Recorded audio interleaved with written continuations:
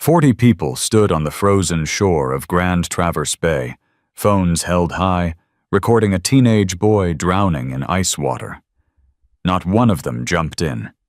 Not the off-duty paramedic trained in ice rescue. Not the marina supervisor with rescue equipment 200 feet away. Not the teacher who'd taught the boy in her classroom 2 years ago. They all had reasons. Good reasons. Safe reasons. And then Sarah Bennett arrived. She was 24 years old. Homeless. Hadn't eaten a full meal in 3 days. Was living in a 2004 Honda Civic with a cracked windshield and 187,000 miles. Had lost her nursing license 3 years ago when a powerful doctor destroyed her career to cover his own mistake. She had every reason to keep walking. She had nothing left to give, but she was still an Army medic. And Army medics don't leave casualties behind, even when they're the only one willing to act. What happened in the next 11 minutes would trigger the largest Hells Angels mobilization Northern Michigan had ever seen. And the doctor who thought he'd buried Sarah Bennett forever? He was about to learn that some debts can't be erased. Stories like Sarah's used to be common. Neighbors helping neighbors, communities protecting their own. Now, everyone just films. Please subscribe and share this to remind people what courage actually looks like. Leave a comment telling us where you're watching from and whether your community would have stood on shore or jumped in. Now here's what happened when those 40 phones started recording. 6 hours earlier. Saturday morning, January 27th. 8:47 a.m. Sarah woke up in the back seat of her Honda Civic with frost on the inside of the windows. Her breath came out in white clouds. The sleeping bag she'd gotten from a church donation bin 3 months ago wasn't rated for Michigan winter. Wasn't rated for anything, really. She was so cold her fingers had gone numb. Outside the car, the temperature read -9 degrees. Inside, maybe 20. Still cold enough to kill if you stayed too long. Sarah sat up slowly. Every muscle ached.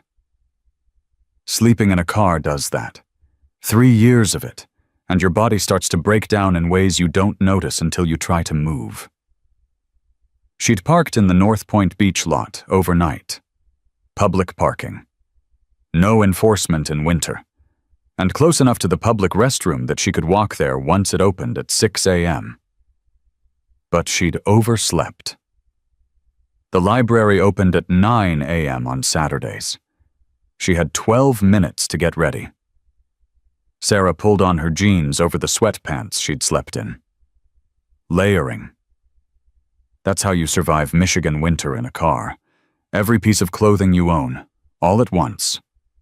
Her phone, cracked iPhone 7, battery at 4%, showed 3 missed calls from a number she didn't recognize. Probably bill collectors. She'd stopped answering those 2 years ago. She grabbed her backpack. Inside, change of clothes, toothbrush, deodorant, hairbrush. The basics. Everything else she owned was in the trunk, which wasn't much. The walk to the public restroom was 50 yards. Might as well have been 50 miles in this cold. Sarah's breath burned in her lungs. The wind coming off the bay cut through her jacket like it wasn't there. Because it basically wasn't. Army surplus from a thrift store. Torn lining. Broken zipper. She made it to the restroom. The door was unlocked. Small mercy. Inside, she brushed her teeth in cold water, washed her face, changed her shirt, put on deodorant, brushed her hair and pulled it into a ponytail, looked at herself in the mirror. 24 years old, looking closer to 40. Dark circles under her eyes. Cheekbones too prominent from not eating enough. skin pale from 3 years of not seeing sunlight without searching for a place to sleep first. But her eyes were the worst part. They were the eyes of someone who'd stopped expecting good things. Sarah touched the small bulge in her jeans pocket.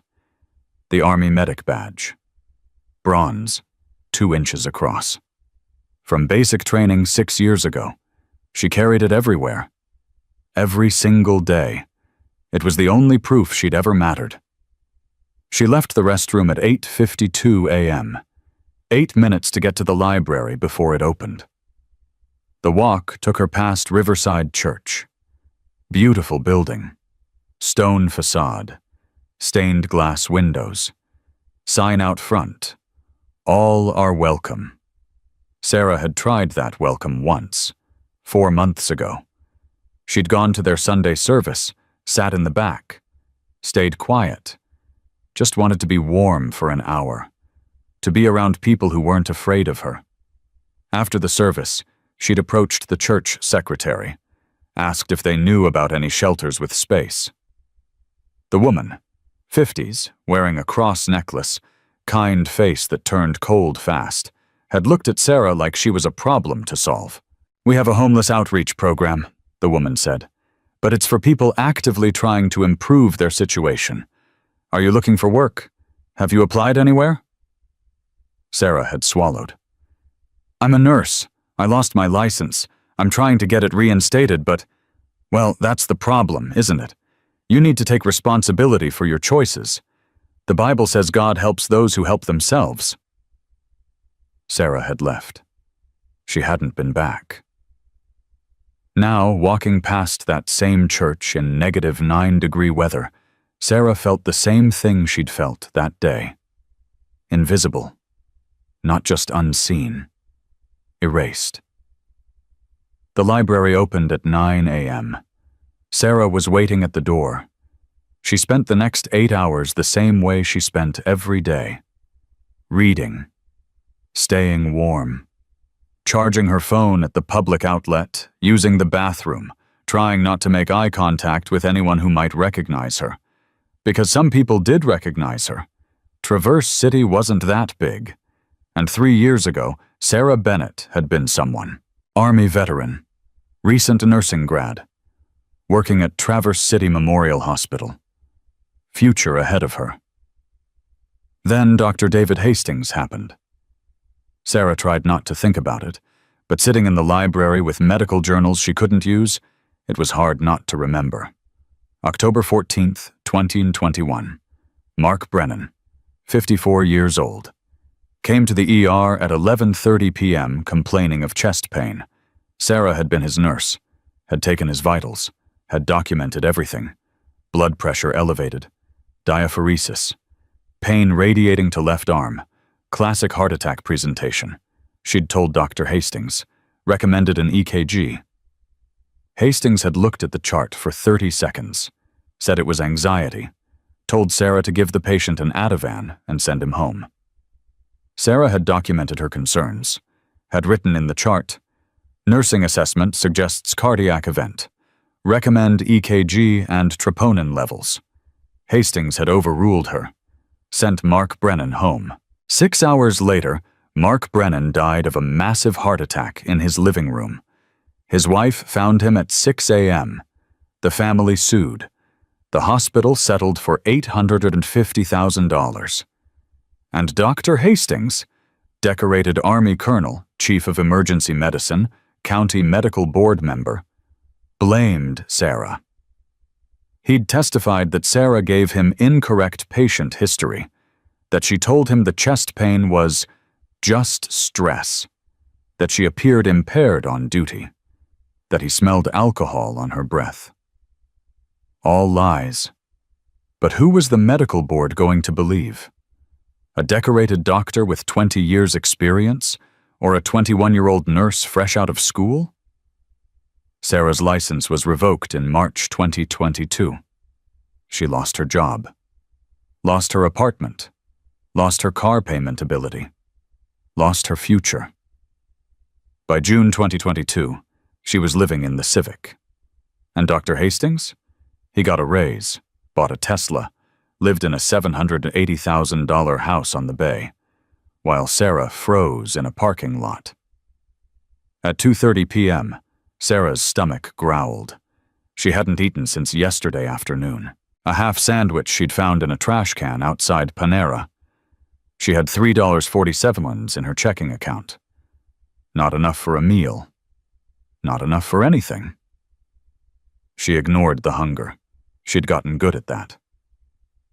At 5 p.m., the library announced it would close in 30 minutes. Sarah gathered her things, charged her phone to 18%, better than 4. Stepped outside into darkness and cold that felt like a physical attack. The walk back to her car was 3 blocks. She took the lakefront path. Longer, but scenic, and sometimes seeing the water helped. Reminded her that the world was bigger than a car and a parking lot. That's when she heard the sirens. Multiple emergency vehicles screaming past.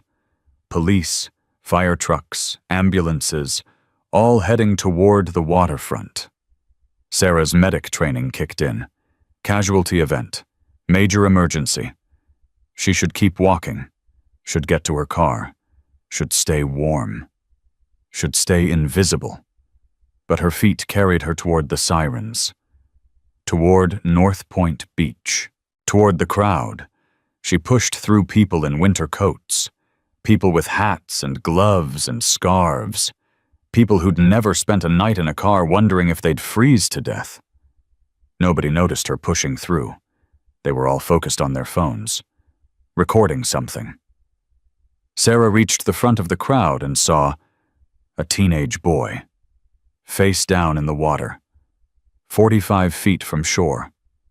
Blue jacket spread around him, one shoe floating, ice broken all around him where he'd tried to climb out, and nobody, not one single person, was helping. Sarah's training took over. Male, late teens, submerged approximately 4 minutes based on crowd formation. Water temperature maybe 34 degrees. Lips dark purple. No movement. Stage 3 hypothermia. Core temp dropping fast. 6 minutes total equals death. She scanned the crowd. Saw a man in a marina supervisor jacket, standing on the dock, arms crossed, phone to his ear, talking to someone. Saw a younger guy in EMT gear, on his phone too, calling 911 probably, but not moving toward the water. Saw a woman, Mrs. Holbrook, Sarah's old biology teacher, holding her phone up, recording. 40 people, not one in the water. Sarah looked at the boy, looked at the crowd, looked at her hands.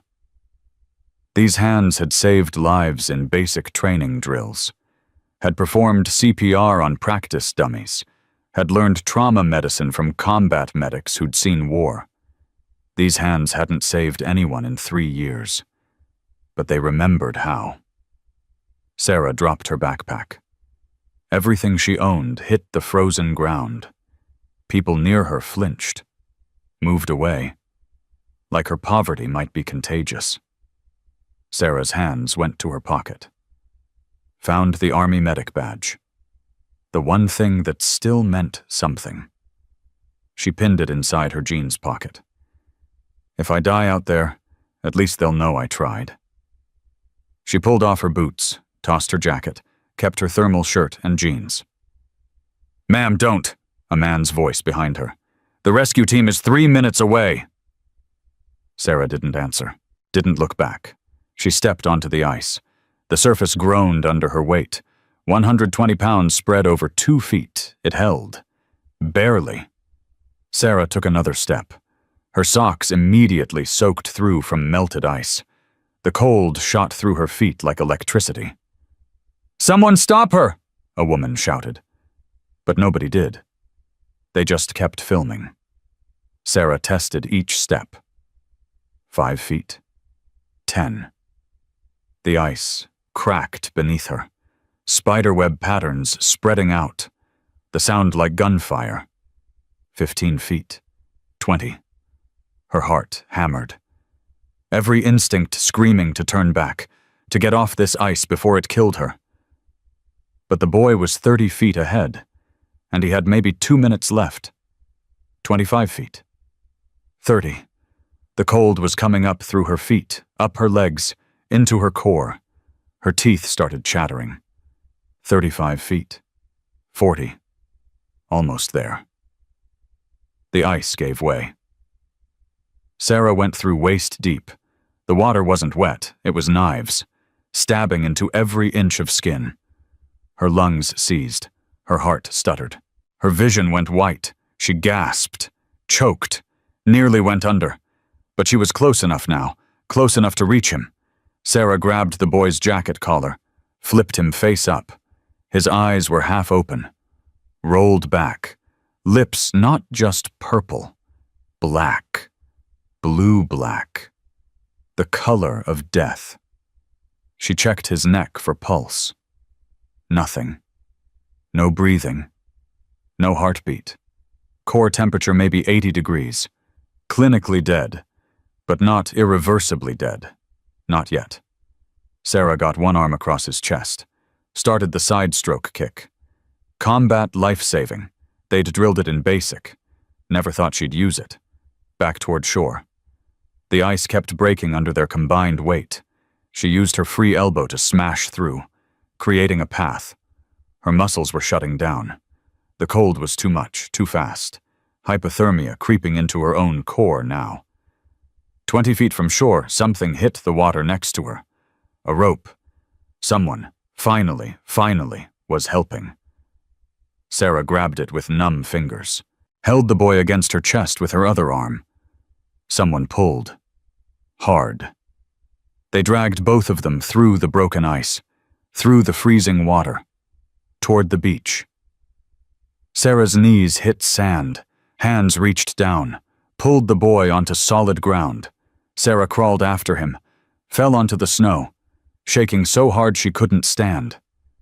The boy wasn't breathing. No pulse. Dying. Sarah's hands moved on autopilot. 21 years old when she lost her license. But 6 years of training don't disappear. She ripped his jacket open, pulled off his soaked hockey jersey. Number 19, Traverse City West. His skin was white as paper, fingers blue-black at the tips. "What is she doing?" someone in the crowd yelled. Sarah ignored them, stripped his wet jeans off, his shoes, socks, everything. Then she pulled off her own thermal shirt. The crowd gasped. Down to her sports bra in negative 12-degree air, Sarah wrapped the boy in her jacket, grabbed her sleeping bag from the backpack someone had brought over, wrapped him in that, then lay down next to him, chest to chest, skin to skin. Gave him her warmth. The only thing she had left to give. "She's trying to warm him with her body," someone whispered. "In this cold, they'll both die." Maybe. But Sarah was an army medic, and army medics don't abandon casualties. She checked his pulse. Nothing. Started rescue breathing. 2 breaths every 30 seconds. Keep oxygen moving to the brain. Her own core temperature was dropping. Fast. 98 degrees. 96. 93. The shivering became violent, her vision blurred, but she held on. 1 minute, 2 minutes. The boy's skin felt like ice against hers, but slowly, degree by degree, she felt it change. His temp creeping up. 81, 82, 3 minutes, 4. Sarah's lips turned blue. Her hands shook so badly she could barely maintain contact. "Someone needs to pull her off," a man said. "She's dying." "Don't touch her," another voice said. "She knows what she's doing." Sarah didn't know if that was true. She just knew she couldn't stop. 5 minutes? 6. The boy's temperature hit 84 degrees. His pupils constricted slightly. Brainstem responding. Still no pulse, still not breathing on his own. 7 minutes. Sarah's core temperature hit 90 degrees. Dangerously hypothermic. Her thoughts starting to fragment. She focused on the boy's face. Young. 17, maybe. Freckles. Sandy blonde hair frozen to his forehead like ice crystals. Somebody's son. Somebody's whole world. 8 minutes. The boy's chest jerked. Once. Sarah checked his pulse. There. Faint, but there. He's got a pulse, she tried to shout. It came out as a whisper. 9 minutes. His breathing started. Shallow. Gasping. But breathing. 10 minutes. Sirens arriving.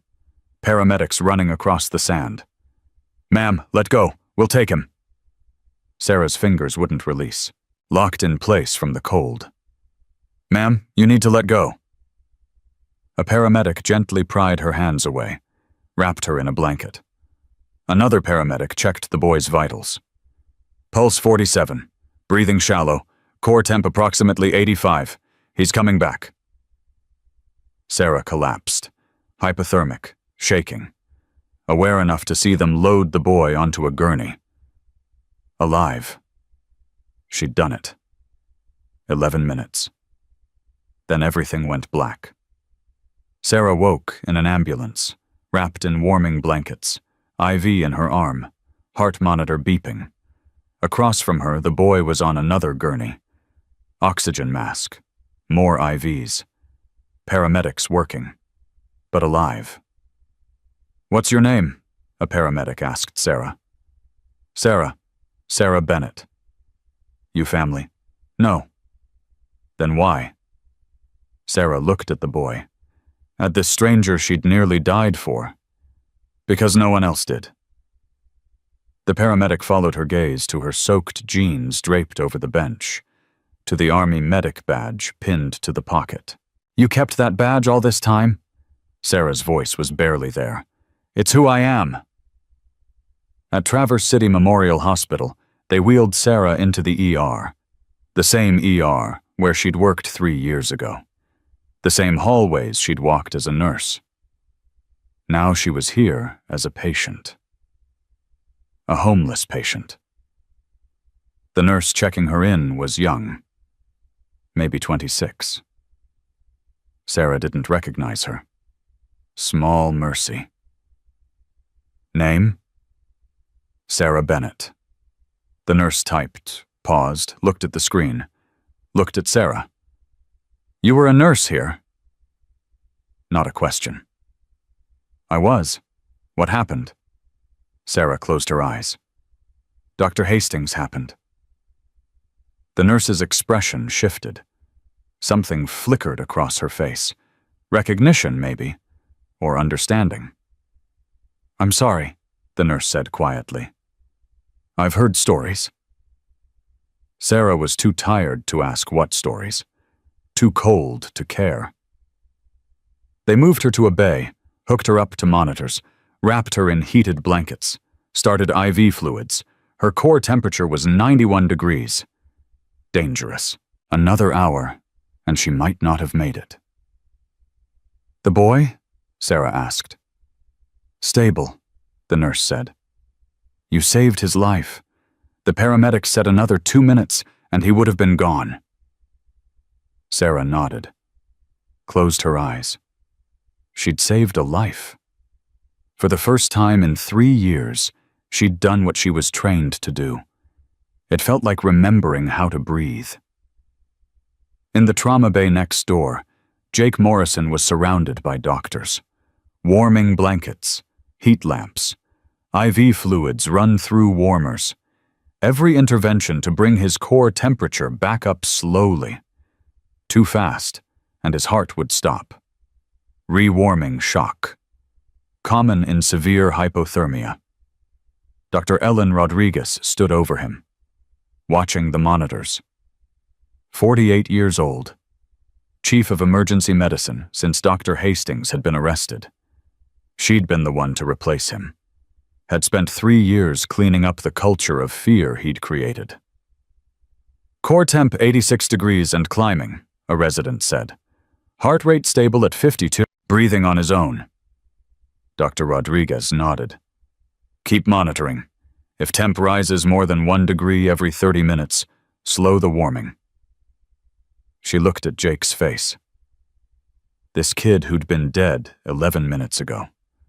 Sarah Bennett had done this. The nurse Hastings destroyed. Dr. Rodriguez had reviewed Sarah's case file when she took over. Had seen the nursing notes. The documentation. The recommendations Sarah made that Hastings ignored. Sarah had been right. Hastings had been wrong. And Sarah lost everything for telling the truth. Now she'd saved a stranger's son with nothing but her own body heat and training she shouldn't have remembered after 3 years of homelessness. Dr. Rodriguez made a decision. She walked to Sarah's bay, pulled the curtain aside. Sarah looked up, eyes red, shivering despite the heated blankets. Ms. Bennett, Dr. Rodriguez said, I'm Dr. Rodriguez. I replaced Dr. Hastings as Chief of Emergency Medicine 2 months ago. Sarah's face went carefully blank, defensive. I reviewed your case file, Dr. Rodriguez continued. I know what happened. I know what he did to you. And I want you to know it was wrong. You were right about Mark Brennan. Hastings was wrong, and he destroyed your career to hide his mistake. Sarah's lip trembled. She bit down on it. Hard. I can't undo what happened, Dr. Rodriguez said. But I can tell you that you just performed one of the most remarkable field rescues I've seen in 20 years of emergency medicine. Hypothermic rewarming using body heat. No equipment. In sub-zero temperatures. You saved that boy's life. Tears spilled down Sarah's cheeks. You're still a medic, Dr. Rodriguez said. They took your license. They didn't take your skills. They didn't take who you are. Sarah couldn't speak, could only cry. Dr. Rodriguez put a hand on her shoulder. Get warm. Get treated. When you're ready, if you want help getting your license reinstated, you call me. She handed Sarah a business card. Then she left Sarah alone with her tears. Rick Morrison got the call at 3:47 p.m. He was at the clubhouse. Road captain meeting, planning a charity ride for March. His phone rang. Unknown number. Yeah? Mr. Morrison? This is Traverse City Memorial Hospital.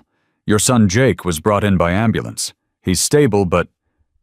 Rick didn't hear the rest. Was on his bike in 30 seconds. The hospital was 6 miles away. Rick covered it in 4 minutes. Parked in the ambulance bay. Ran inside. Found the ER desk. Jake Morrison. Where is he? The clerk checked. Trauma Bay 2. But sir, you can't. Rick was already moving. Through the double doors. Down the hallway. Following the signs. He found Jake behind a curtain. Surrounded by equipment. Oxygen mask over his face. But awake. Alive. Rick's knees nearly buckled. He walked to the bed, grabbed Jake's hand. His son's hand was cold. So cold. Dad, Jake whispered under the mask. I'm here. I'm right here. A doctor appeared. Dr. Rodriguez. She introduced herself, explained what happened. Your son fell through ice at North Point Beach. He was submerged approximately 4 minutes. Core temperature dropped to 80 degrees. He was clinically dead when he reached shore. Rick's hand tightened on Jake's. A woman pulled him out, went into the water when approximately 40 bystanders stood watching. She performed hypothermic rewarming for 11 minutes using her own body heat. Saved his life. Rick looked at the doctor. Where is she? Next bay. being treated for hypothermia herself. She nearly died saving your son." Rick stood, looked at Jake. "I'll be right back." He walked to the next bay, pulled the curtain aside.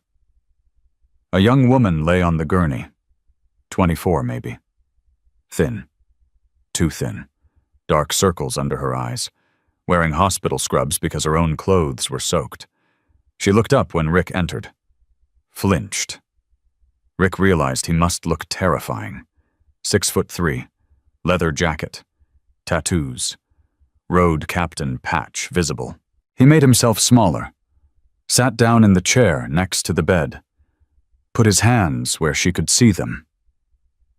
"You pulled my son out," he said, gentle as he could.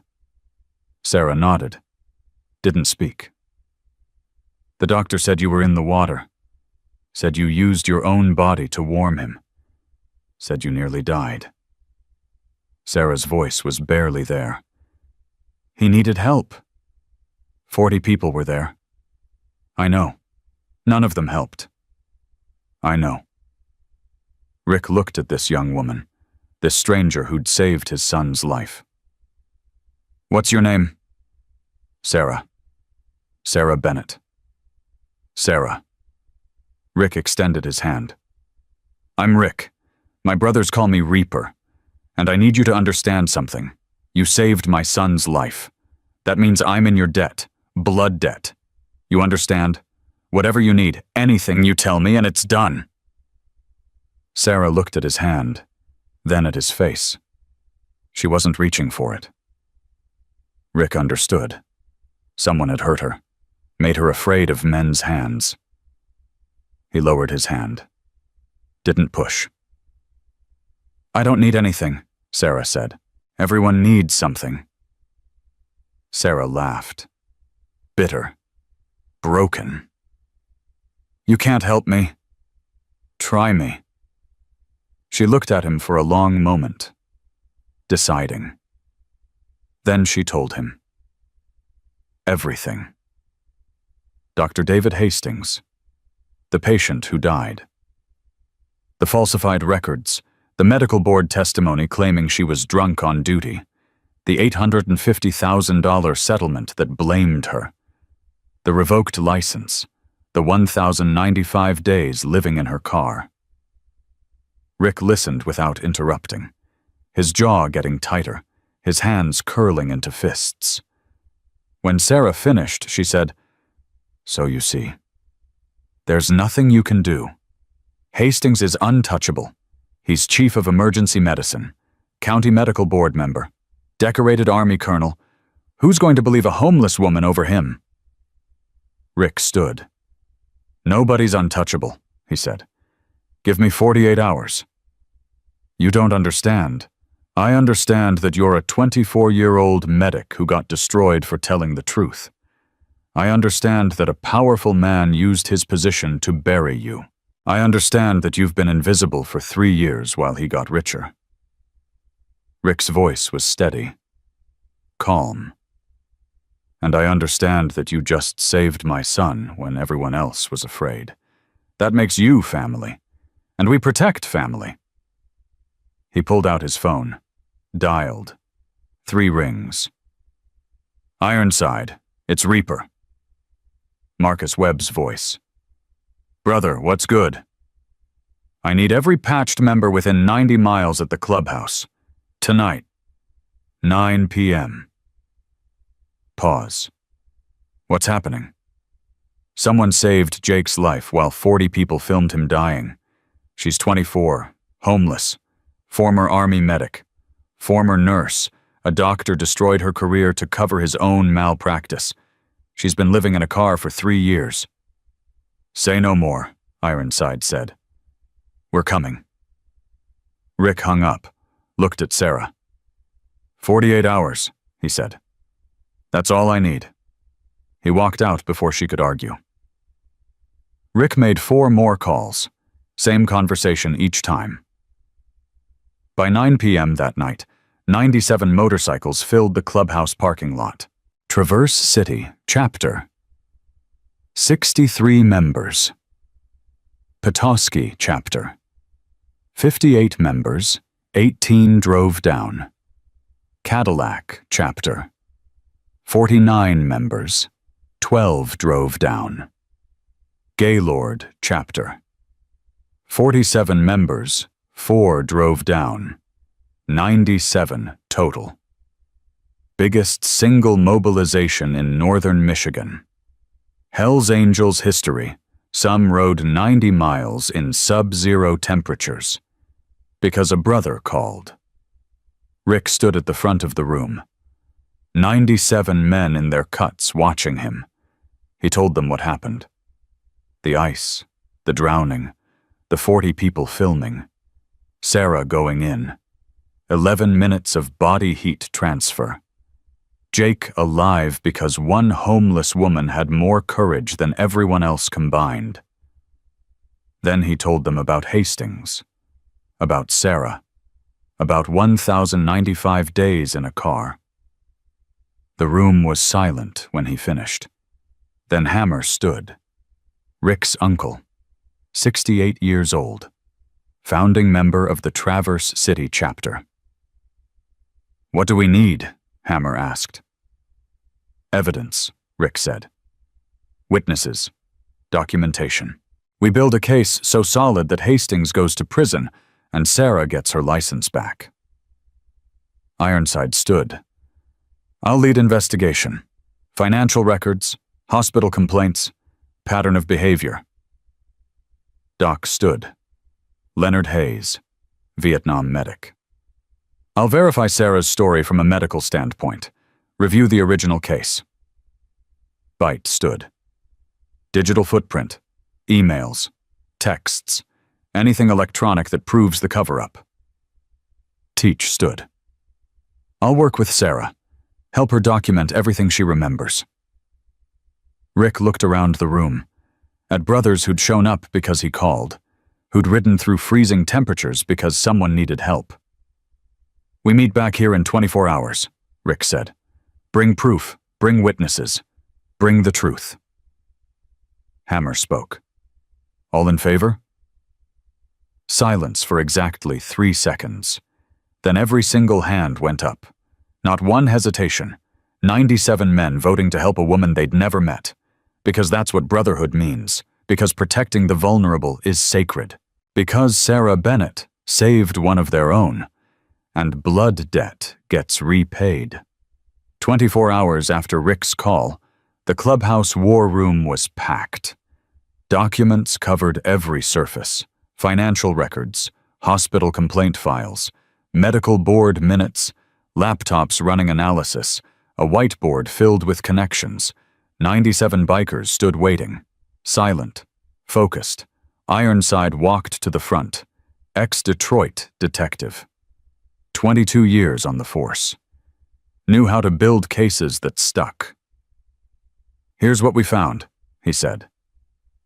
He clicked a remote. A photo appeared on the screen behind him. Dr. David Lawrence Hastings. Professional headshot. White coat. American flag lapel pin. Confident smile. Age 51. Chief of Emergency Medicine. Salary $380,000 annually. Total assets $2.8 million. On paper, untouchable. Next slide. Decorated Army Colonel. 22 years Medical Corps. Rotary Club President since 2019. Church Deacon at First Presbyterian. County Medical Board member. Ironside paused. But the pattern tells a different story. Bite stepped forward. 29. IT specialist. Youngest patched member. 3 formal complaints filed against Hastings in the past 5 years, Bite said. All dismissed by the medical board. Want to guess who voted to dismiss them? Hastings, someone said. Every single time. He votes on his own cases. Bite pulled up hospital records. Staff turnover under Hastings is the highest in the region. In 15 years as chief, 7 nurses lost their licenses after mistakes Hastings blamed on them. 2 residents had careers destroyed. Doc spoke next. Vietnam medic, 63 years carrying knowledge from field hospitals. I talked to 4 former hospital staff. Off record, same story every time. Doc's voice was flat, controlled. Hastings makes mistakes, blames subordinates, uses his credentials, Army colonel, medical chief, board member, to be believed. Who are you going to trust? Him or the nurse with 2 years' experience? Rick listened, arms crossed, jaw tight. Sarah mentioned a patient, Rick said. Mark Brennan. Ironside nodded, pulled up a file. October 14th, 2021. Mark Brennan, 54, construction foreman. Came to ER at 11:30 p.m. with chest pain. Dr. Hastings diagnosed anxiety attack. Sent him home with Ativan. Mark died 6 hours later. Massive coronary, family sued, hospital settled for $850,000. He pulled up Sarah's nursing notes. But look at this. Sarah documented everything. Patient vitals, blood pressure 168/104, diaphoresis, pain radiating to left arm, classic MI presentation.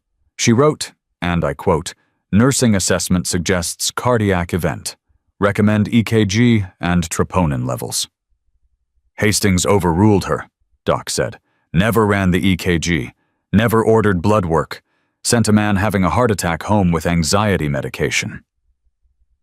The room was silent. Then Hastings altered the medical records, Byte said, after the lawsuit was filed, changed Sarah's notes to make it look like she told him the patient was anxious, fabricated documentation, then testified to the medical board that Sarah appeared impaired on duty, said she smelled of alcohol, was slurring words. Was she? Hammer asked. No? Doc's voice was hard. I talked to 3 nurses who worked that shift. Sarah was sober, sharp, did everything by protocol. Hastings lied under oath to destroy her. Rick's hands curled into fists. There's more, Ironside said quietly. Sarah's not the first victim. He pulled up 3 new files. Lieutenant Jessica Ramirez, Army Nurse Corps, served under Hastings in Iraq 2008 to 2009. During a combat casualty surgery, Hastings clamped the wrong artery. Patient bled out. Hastings blamed Ramirez, said she handed him the wrong instrument. She was court-martialed, dishonorably discharged, case sealed under military law. Ironside's voice didn't change, but the weight in the room did. Jessica Ramirez now works as a home health aide in Amarillo, Texas, makes $14 an hour, has a dishonorable discharge on her record, can't get nursing jobs, can't use her GI Bill, can't get VA benefits. Second file. Dr. Michael Chen, ER resident at Traverse City Memorial, 2017 to 2018. Caught Hastings falsifying billing codes, upcoding procedures for higher reimbursement, Medicare fraud. Chen reported it to hospital administration. Ironside paused. Hastings accused Chen of stealing medications, planted evidence in Chen's locker. Chen's residency was terminated. He works at an urgent care clinic in Reno now. The black mark on his record prevents him from getting hospital positions. He'll never be a full emergency physician. Third file. Nurse Amanda Sullivan, senior ER nurse. 2019 to 2020. Witnessed Hastings verbally abusing a patient, homeless veteran with PTSD. Sullivan reported him to HR. Hastings claimed Sullivan was stealing narcotics. Fabricated documentation showing missing doses on her shifts. Sullivan was fired, investigated by the DEA for 14 months. Was she cleared? Someone asked. Yes, but the damage was done. She took a job in Michigan's Upper Peninsula at 60% of her previous salary, moved 300 miles away to escape the stigma. The room was dead silent. 4 victims, Rick said, that we know about. 4 victims in 24 hours of searching, Ironside corrected. There are probably more. Hastings has been doing this for at least 16 years. Teach spoke from the back, former high school counselor, knew how to talk to trauma survivors. I spent 6 hours with Sarah yesterday, Teach said. Helped her document everything. Dates, times, conversations. She's been keeping a journal, writing down details so she wouldn't forget if she ever got a chance to fight back. He held up a notebook, water-stained, pages worn. She's been carrying this for 3 years. Everything that happened. Everyone who failed her. Teach opened to a marked page. She also recorded something. 3 weeks ago. Conversation between Hastings and the hospital board chair. Every head turned. Teach connected his phone to the speakers. Hit play. The audio was scratchy, low quality, but audible. A man's voice. David, the Brennan family attorney is still asking questions. They want to reopen the case, saying new evidence suggests the nurse's notes were accurate. Dr. Hastings' voice came through. Smooth, confident, dismissive. Greg, that case is sealed. The settlement agreement is ironclad. Bennett signed away her rights. Even if her notes were accurate, which I dispute, she has no standing to sue. Pause. Sound of footsteps. Another voice. But if the medical board reviews it... Hastings laughed. The sound made several brothers flinch. Greg, I am the medical board. I vote on licensing complaints. You think I'd vote to exonerate someone I personally testified against? My credibility is on the line. Silence on the recording. Besides, Hastings continued, Bennett is homeless now. I saw her digging in the dumpster behind Arby's last month. No lawyer will take her case. She's what you called her, a non-credible witness. Exactly. The system worked. And if she tries to go public? Who's going to believe a homeless woman with a revoked nursing license over a decorated Army colonel and chief of emergency medicine? This isn't complicated. I protected the hospital. I protected my career. I removed a problematic employee. Everyone wins. Pause. Well, everyone who matters. The recording ended. The silence in the room was crushing. Then Hammer spoke, voice low, dangerous. He called her a non-credible witness, after he destroyed her life, after he made her homeless, after he took everything. He systematically destroyed 4 people we can prove, Ironside said, used his authority, his credentials, his position on the medical board to bury complaints, to frame subordinates, to cover his mistakes. Rick looked around the room, at 97 men who'd given up 24 hours to investigate a woman they'd never met. County Medical Board meets Friday morning, Ironside said. Public meeting. We show up with evidence, with witnesses, with that recording. We force them to reopen Sarah's case. They'll try to shut us down, someone said. That's why all 97 of us are going to be there, Rick said. Clean clothes, no cuts, business casual. We sit quietly. We present evidence. We let the system work. Bite raised his hand. And if the system doesn't work? Rick's smile was cold. Then every news station in Michigan gets copies of everything by Friday afternoon. Channel 7, Channel 9, Detroit Free Press, Bridge Magazine. We blow this so wide that the medical board has to act or face public outrage. Can you find the previous victims? Rick asked Ironside. Get them to testify? Already done. Jessica Ramirez is flying in from Texas tomorrow. Lands at Detroit Metro at 6 p.m. Michael Chen is driving from Nevada. Amanda Sullivan is 2 hours north in Sault Ste. Marie. All 3 agreed to testify. Witnesses from the beach? Rick asked. Teach pulled out his notes. I collected 4 statements yesterday, door to door around North Point Beach. He read from the first page. Patricia Holbrook, age 52, high school biology teacher at Traverse City West, lives 3 blocks from the beach. She was walking her golden retriever when Jake fell through. 60 feet away.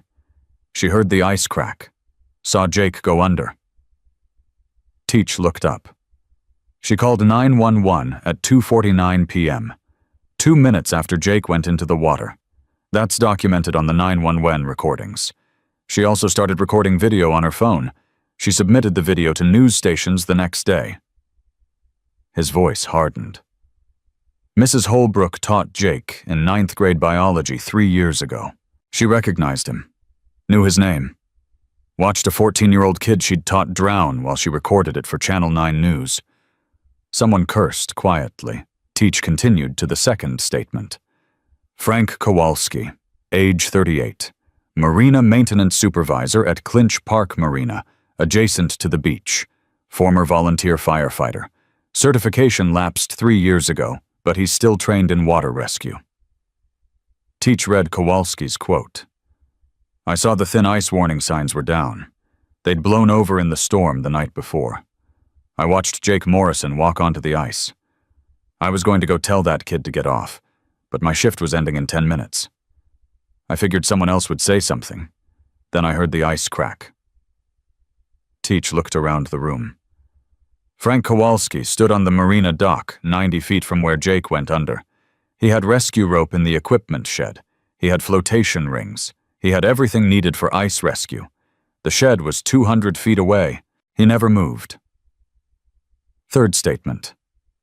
David Torres, age 29, county paramedic, off duty that day, ice fishing 200 feet from shore, trained in ice rescue, certified in cold water emergency response. Teach read Torres's statement word for word. I'm off duty. I don't have my gear. Ice rescue requires specialized equipment. I could have died too. I did what I was supposed to do. I called 911 and waited for the rescue team. Teach set the paper down. David Torres is a trained paramedic. He's responded to 3 ice rescue calls in his career. He knows the protocols.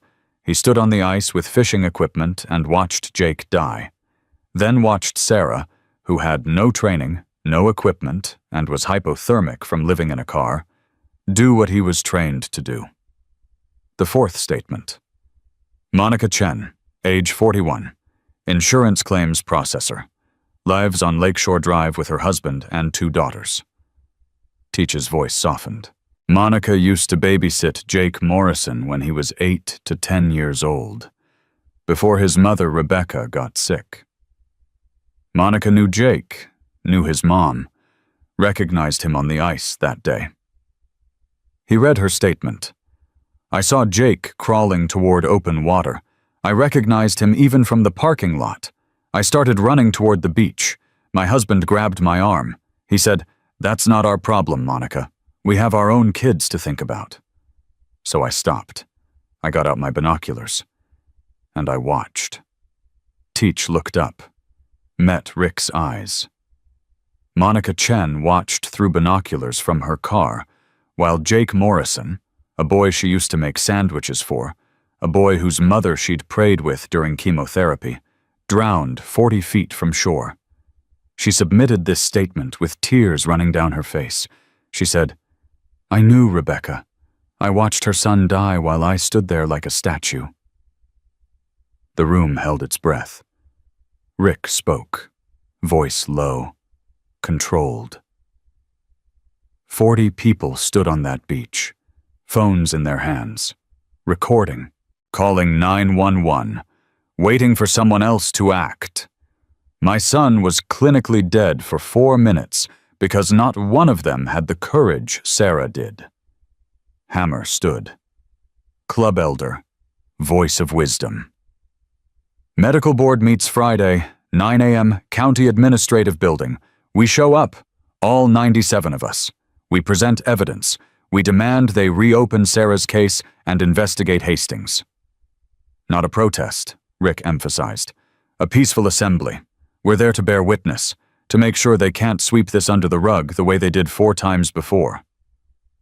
What about Sarah? Doc asked. She stays away from the meeting, Rick said. If she's there, Hastings' lawyer claims intimidation. We do this without her. Get her license back. Get Hastings investigated. Then we bring her home." Hammer looked around. "All in favor of full mobilization Friday morning?" The room went quiet. 97 men, all wearing their cuts, all waiting. For exactly 3 seconds, nothing. Just the hum of the refrigerator and distant traffic outside. Then every single hand went up. Not one hesitation. Not one dissent. 97 men voting unanimously to help a 24-year-old woman they'd never met. Because she saved one of their own. Because blood debt is sacred. Because protecting people the system failed is what brotherhood means. Friday morning, January 31st, 8:50 a.m. The county administrative building parking lot was empty when the first motorcycles arrived. Then the rumble started. Low at first, distant, like thunder rolling across frozen ground. Then it grew into a roar, 4 by 4. Tight formation. 97 Harley-Davidsons pulled into the lot. Riders wore jeans, button-down shirts, clean boots. No cuts, no patches. Just men who'd coordinated across 4 chapters to arrive at exactly 8:55 a.m. They parked in perfect rows, military precision, engines cutting off in sequence until the parking lot fell silent. The sudden quiet after all that noise felt heavy, expectant. 97 men walked toward the building. No shouting, no signs, no aggression. Just quiet, disciplined movement. Inside, the county medical board sat at the front table. 5 members. Dr. Gregory Marsh, board chair, cardiologist. Dr. Patricia Vance, pediatrician. Dr. Kenneth Liu, surgeon. Dr. Amanda Foster, family medicine. And Dr. David Lawrence Hastings, second from the left, reviewing papers, confident. He looked up when the doors opened, and kept looking as 97 men filed into the public seating area, filling every chair, lining the back wall, standing along the sides, silent, watching. Hastings' face went from tan to pale in 3 seconds. Dr. Marsh cleared his throat, adjusted his glasses. "This is a public meeting, but we ask that all attendees maintain decorum and—" "We're here to observe," Ironside said from the front row, "and to present evidence during the public comment period, Dr."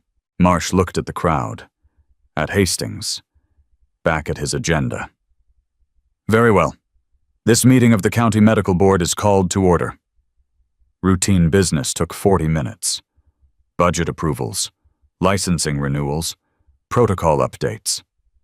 Hastings kept glancing at the silent crowd, sweat visible on his forehead despite the air conditioning. At 9:42 a.m., Dr. Marsh announced, "We now open the floor for public comment. Each speaker has 3 minutes." Ironside stood, walked to the podium, set down a thick folder.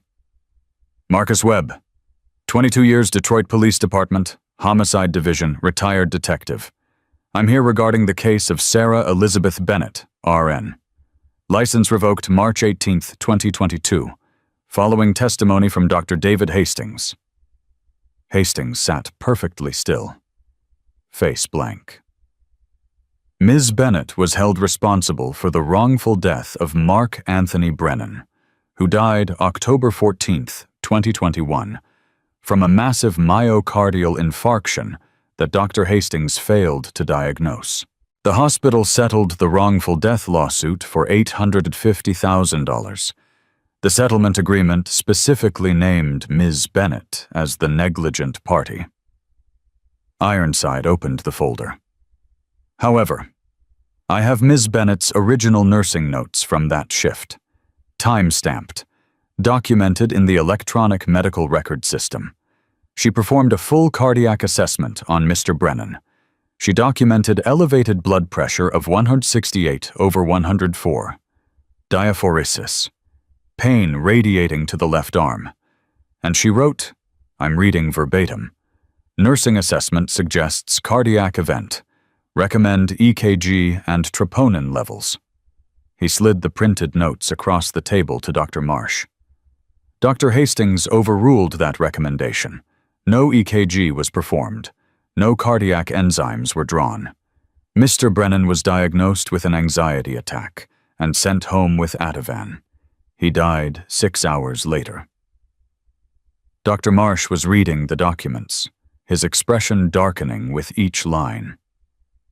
Furthermore, Ironside continued, Dr. Hastings testified to this board that Ms.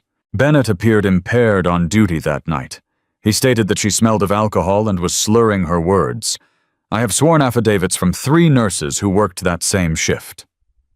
He laid out 3 more documents. Nurse Jennifer Parks, Nurse Michael Thompson, Nurse Rebecca Stein. All 3 state that Sarah Bennett was completely sober, alert, professional, performed her duties flawlessly. Someone on the board shifted uncomfortably. I'm also presenting evidence of a pattern, Ironside said. 3 previous cases where Dr. Hastings blamed subordinates for his own errors. He laid out 3 files, each one color-coded. Lieutenant Jessica Ramirez, dishonorably discharged from the Army in 2009 after Dr. Hastings blamed her for his surgical error during combat operations. Dr. Michael Chen, residency terminated in 2018 after he discovered Dr. Hastings falsifying billing codes. Nurse Amanda Sullivan, fired in 2020 after she reported Dr. Hastings for verbally abusing a patient. Dr. Marsh was no longer reading. He was staring at Hastings. These allegations are serious, Dr. Marsh said slowly. But this is, I have sworn testimony from all 3 victims, Ironside interrupted. All 3 are here today, in this room, ready to testify under oath.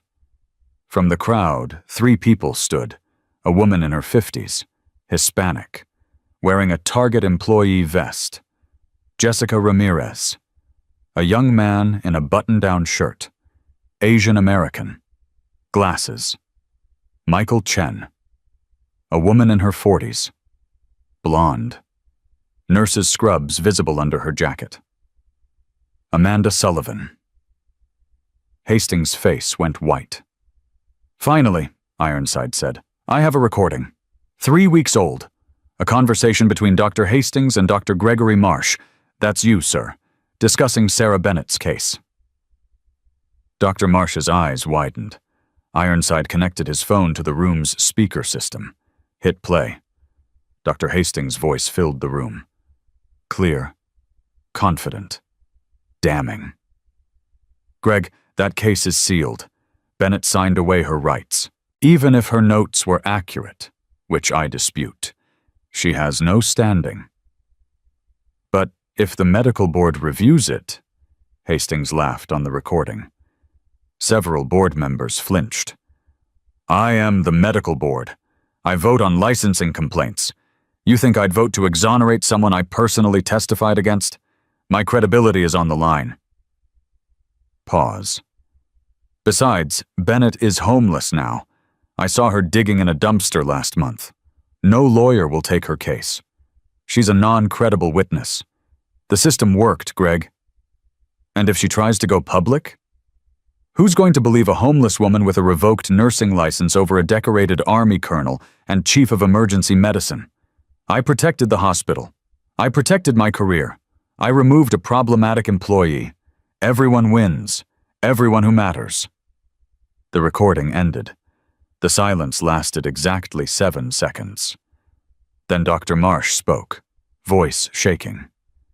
Dr. Hastings, you are hereby suspended from this board, effective immediately, pending a full investigation into these allegations.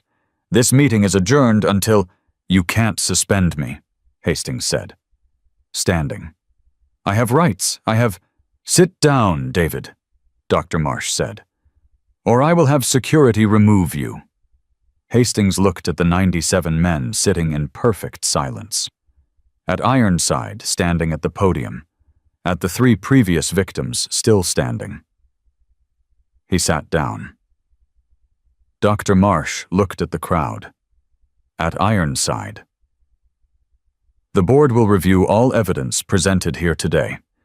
We will reconvene in 72 hours with a decision on whether to reopen Sarah Bennett's case. We will also be forwarding these materials to the county prosecutor's office for review of potential criminal charges." Ironside nodded. "Thank you." He returned to his seat. 97 men stood as one, filed out as quietly as they'd entered. Not one word spoken. But the message was clear. "We'll be watching." That afternoon, 2 Traverse City police detectives arrived at 4782 Bayshore Drive. White colonial. 2 stories. Manicured lawn, even in winter. American flag by the front door. Property records showed purchase price, $780,000. Dr. David Hastings was in his garage. Saturday afternoon. Working on his boat motor. Grease on his hands. Reading glasses perched on his nose. Whistling while he adjusted a carburetor. The same hands that had signed documents destroying 4 people's careers. Detective Sarah Vance knocked on the open garage door. Hastings looked up, mildly annoyed, like someone had interrupted his weekend hobby. "Dr. Hastings?" "Yes?" "Detective Vance, Traverse City Police. Detective Morrison." She gestured to her partner. "You're under arrest for fraud, falsifying medical records, and perjury before the county medical board." Hastings's wrench clattered to the concrete floor. "What? This is ridiculous. I have rights. I want my attorney. "You'll have the right to contact your attorney after booking," Detective Vance said. "Turn around. Hands behind your back." They read him his rights right there in his garage, in front of his neighbors who'd come out to watch. Hands cuffed behind his back. Face pressed against the hood of his $94,000 Tesla Model S license plate. Dochart. The irony wasn't lost on anyone. Hastings was processed at the county jail within 2 hours. Mugshot taken. Fingerprints. DNA swab. Charges filed officially by 6 p.m. Felony fraud, altering medical records. Falsifying medical records, 3 counts. Perjury before county medical board, 2 counts. Grand theft, fraudulent billing codes, $47,000 estimated. Witness tampering, threatening previous victims. Bail hearing scheduled for Monday morning. Prosecutor recommended $250,000 bail. For a man who'd stolen careers and livelihoods, it felt inadequate, but it was a start. Monday morning, the county medical board held an emergency session. Vote to reopen Sarah Bennett's case. 4-0. Hastings recused, suspended. Tuesday, they reviewed all evidence. Sarah's original nursing notes. The 3 nurses' affidavits. Medical expert testimony that Sarah's assessment was correct and Hastings's diagnosis was negligent. Wednesday, they voted. Sarah Elizabeth Bennett's nursing license, fully reinstated. All disciplinary actions expunged from her record. Official apology issued. Thursday, Hastings' attorney approached the prosecutor about a plea deal. The evidence was overwhelming. Hastings couldn't win at trial. Friday, he took the deal. 8 years in state prison. No eligibility for parole for 5 years. Medical license permanently revoked in Michigan and nationally. Restitution of $127,000 to previous victims. Judge Maria Costello delivered the sentence with words that would be quoted in every news article. Dr. Hastings, you were entrusted with the power to heal, and instead, You wielded it as a weapon. You destroyed careers to protect your ego. You victimized the vulnerable to maintain your status. You manipulated a system designed to protect patients and used it to harm the very people who tried to hold you accountable. 8 years is the maximum this court can impose. I only wish it could be more.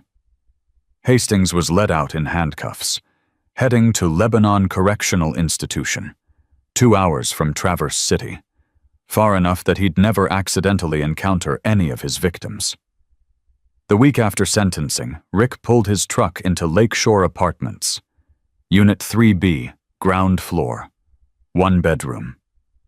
Sarah stood on the sidewalk, staring at the building like it might disappear. Same look she'd had when they told her about her license, like good things couldn't possibly be real. "Keys in your name," Rick said, getting out of the truck. "Rent paid for 6 months. Hell's Angels chapters across Michigan raised $42,000. Rent, deposits, furniture, food, everything." Sarah's hands shook. "I can't accept." "You already did. The lease is signed. Furniture gets delivered tomorrow. You have a home, Sarah." She looked at him, eyes wet. "Why are you doing this?" Rick thought about how to answer. About Jake in that hospital bed. About this young woman who'd gone into freezing water when 40 people watched. "You saved my son," he said simply. "Blood debt gets repaid. This is us repaying." He handed her the key. First key to a home she'd held in 1,095 days. Sarah's fingers closed around it. She started crying, right there on the sidewalk. Rick gave her space. Didn't try to hug her. Didn't try to fix it. Just let her cry. After a few minutes, she wiped her face. "Thank you." "Don't thank me. Thank yourself. You did the impossible. We're just making sure you don't have to do it alone anymore." Doc handled medical coordination, got Sarah an appointment with Dr. Ellen Rodriguez, the family physician who'd replaced Hastings as chief of emergency medicine. "Frostbite on your fingers is healed," Dr. Rodriguez said during the exam. "You'll have nerve sensitivity for another 6 months. Cold will bother you more than it used to, but no permanent damage." She wrote 3 referrals. Physical therapy for the frostbite recovery. Insurance would cover it. Sarah qualified for Medicaid now that she had an address. Trauma therapy with Dr. Kevin Park. Twice weekly. Non-negotiable. And a 3rd referral Dr. Rodriguez handed over with a smile. "Traverse City Medical Center is hiring ER nurses. I'm on the hiring committee. Your license is reinstated. Your experience speaks for itself. You saved a drowning victim with field medicine most ER nurses couldn't perform." Sarah stared at the paper. "I haven't worked in 3 years." "You never stopped being a nurse. You just stopped getting paid for it." Dr. Rodriguez met her eyes. "You're ready. Trust me." Teach drove Sarah to her first therapy appointment, sat in the waiting room reading a car magazine while she spent 50 minutes with Dr. Kevin Park. "Tell me about the ice," Dr. Park said. Sarah told him. About the crowd, the phones, the 40 people who didn't move, about going into the water, about 11 minutes giving her warmth to a stranger. "Why did you go in?" Dr. Park asked. Sarah thought about it. "Because no one else did. You were starving, hypothermic from living in a car. You had every reason to walk away." "I was a medic. Medics don't walk away." Dr. Park leaned forward. "Sarah, you performed CPR and hypothermic rewarming for 11 minutes while dying of cold exposure yourself. That's not the action of someone broken. That's someone who never stopped being what they were trained to be." Sarah cried for the first time since the ice broke. Dr. Park handed her tissues. 3 years of homelessness. 3 years of being invisible. But you never forgot who you were. They took your license. They didn't take your skills. They didn't take you. After the session, Teach drove her to the grocery store, helped her pick out food for a full week, showed her how to make a shopping list on her phone, how to use coupons, how to budget. You're allowed to plan for next month now, Teach said, loading bags into her apartment. You're allowed to believe tomorrow's coming. Sarah stood in her kitchen, with groceries on the counter, and started crying again. Teach pretended not to notice, just kept unpacking. Bite handled the practical logistics, set up her bank account, the one that had been frozen for 2 years when she couldn't maintain a minimum balance. Got her a new phone. iPhone 13. Not the newest model, but leagues beyond her cracked iPhone 7. Helped her create a resume that made her look like the capable professional she was, not the homeless woman she'd been forced to become. Put this at the top, Bite said. January 27th, 2025.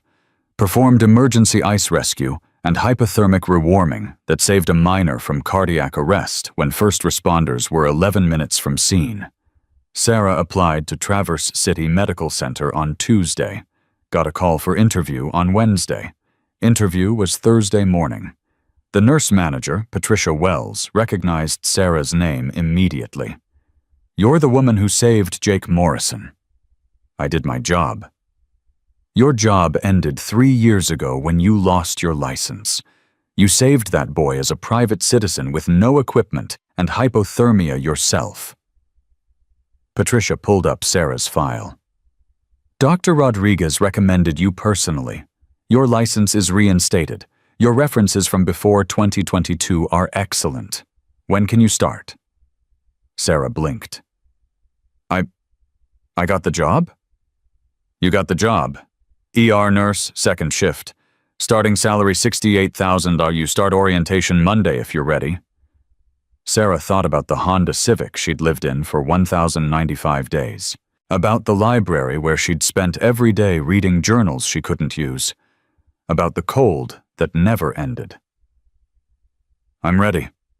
Ironside made sure legal protections were airtight. Restraining order against Hastings filed and approved. 500 feet minimum distance. Not that he'd be free anytime soon. Documentation of all previous threats on record with the prosecutor's office.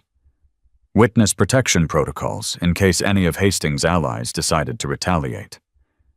He's in prison for 8 years minimum, Ironside said, walking Sarah through the paperwork in her new apartment. But men like him have friends. You see anything suspicious, anything, you call me. Day or night. He gave her his direct number, programmed into her new phone. Sarah signed the paperwork with hands that didn't shake anymore. Jake came home from the hospital after 6 days. Full recovery. No brain damage, no lung damage, no permanent effects from 4 minutes underwater and 80-degree core temperature.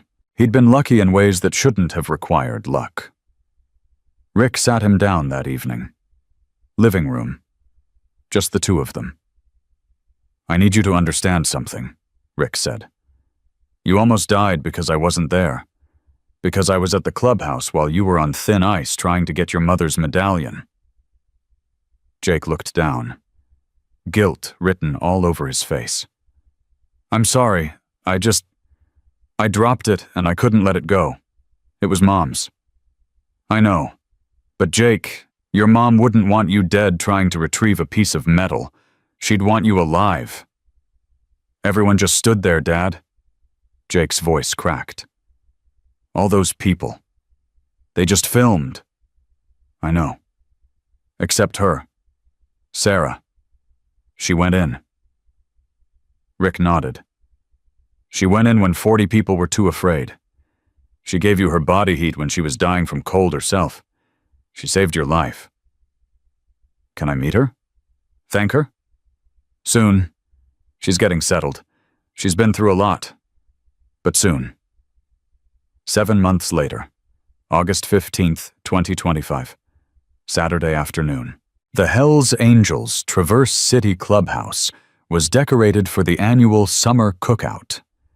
Banners, string lights, picnic tables covered in red and white checkered cloths. 200 people scattered across the lot.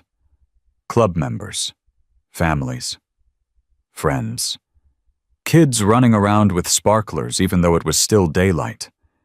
Music playing from speakers. 3 grills loaded with burgers, ribs, corn on the cob. Sarah Bennett stood near the fence talking with Doc about a trauma case from her shift last week. Motorcycle accident. Critical injuries. She'd stabilized the patient until MedFlight arrived. She looked different. Healthy. Hair clean and styled in a neat ponytail. Color in her face. Actual color, not the gray-white of malnutrition.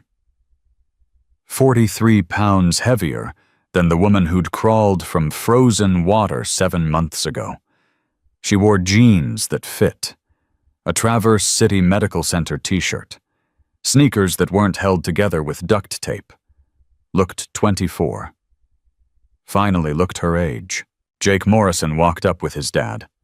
The teenager had grown 3 inches over summer, filled out from hockey conditioning, wearing his number 19 jersey with pride. His team had made regionals. "Ms. Bennett?" Jake said. Sarah turned, smiled. "Jake? Hey, you can call me Sarah." "Sarah."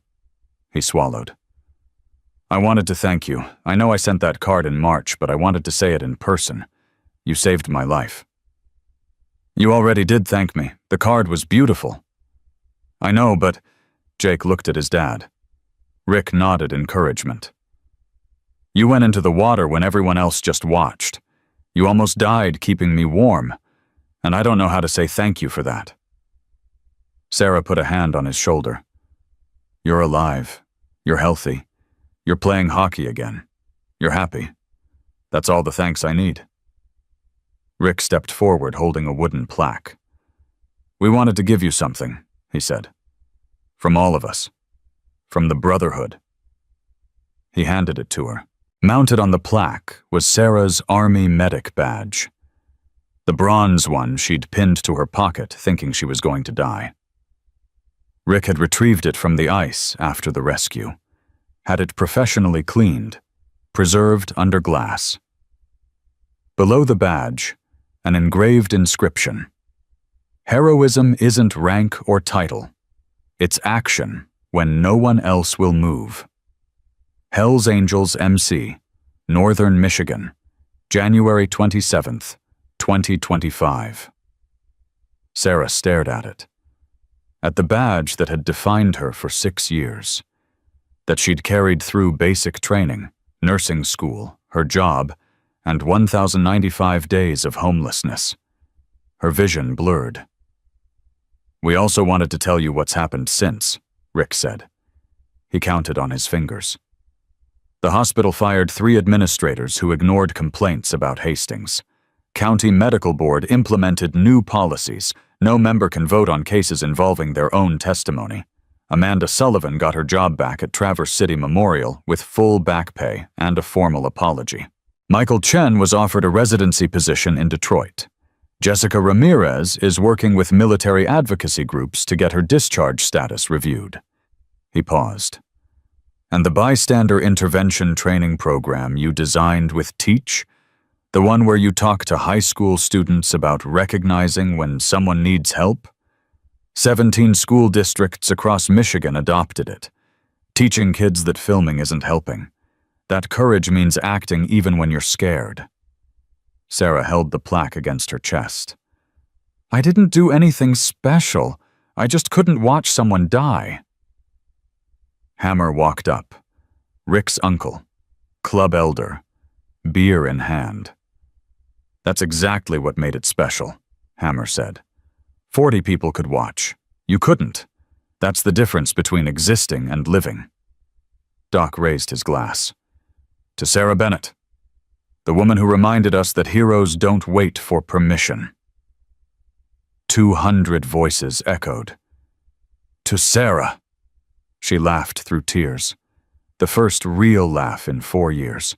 But this story isn't really about one woman's courage on a frozen beach. It's not about a corrupt doctor finally facing consequences. It's not even about 97 bikers showing up to demand justice. It's about the 40 people who stood on that shore with phones in their hands.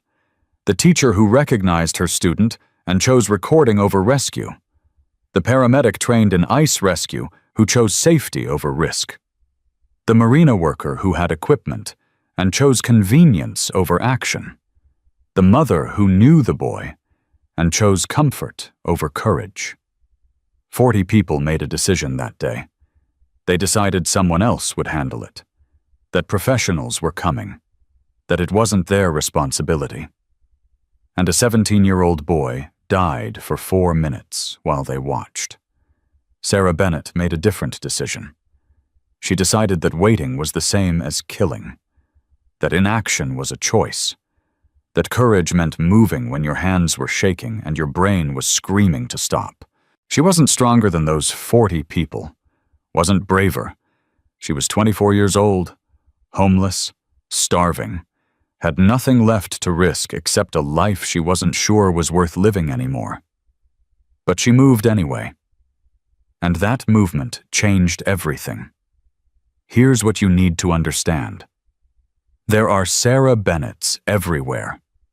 Young people destroyed by systems protecting the powerful. People living in cars and shelters while those who wronged them sleep in expensive houses. And most of the time, we don't see them, because seeing them means acknowledging our own comfort, our own privilege, our own fear. Sarah had been invisible for 1,095 days. Then she saved a life, and 97 people refused to let her disappear again. Here's what you can do, right now. Today. First, pay attention. Notice when someone's losing weight they can't afford to lose. Ask why when a good employee suddenly disappears. Question stories that seem too perfect. Second, ask uncomfortable questions. Are you okay? Is a start. What really happened? Is better. I believe you is sometimes all someone needs to hear. Third, call the hotline. Child abuse, 1-800-422-4453. Domestic violence, 1-800-799-7233. Workplace retaliation, OSHA hotline, your state labor board. If something feels wrong, report it. You can be wrong about abuse. You can't be wrong and silent. Fourth, listen when someone's voice shakes. When someone tells you something impossible, that a decorated doctor lied, that a respected community member is abusive, that the official story is wrong, listen. Actually listen. Fifth, be willing to be the only one. Sarah went into that water alone. You might have to make the call alone. File the report alone. Believe the victim alone. Do it anyway. Because here's the truth.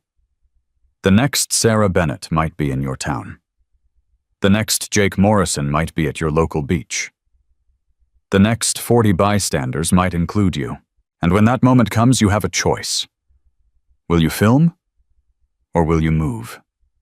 7 months after that frozen January day, Sarah Bennett works night shifts in the ER at Traverse City Medical Center. Saves lives the way she always knew how. She keeps the plaque on her apartment wall, right next to her reinstated nursing license and her staff ID badge. The Army medic badge catches morning light every day she wakes up. Some days, when the ER is overwhelming and the weight of 3 years on the street tries to drag her back, she touches that badge and remembers. She went into the water when no one else would. She refused to be invisible. She saved a life. and 97 brothers made sure she got hers back. Jake Morrison plays center for Traverse City West High School. Made varsity this year. Volunteers every Saturday teaching CPR to middle schoolers through the Bystander Intervention Program. He wears his mother's St. Christopher medallion. Rick had it restored and put on a new chain. Wears it every game. And when people ask about the scar on his hand from the frostbite, he tells them about the woman who saved him, about the 40 people who watched, about the choice between filming and moving. Dr. David Hastings sits in an 8x10 cell at Lebanon Correctional Institution. Learning what it feels like when the system you manipulated finally works the way it was designed to work.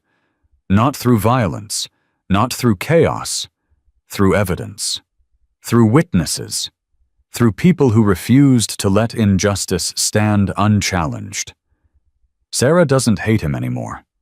She told her therapist that last month. She just feels sorry for him.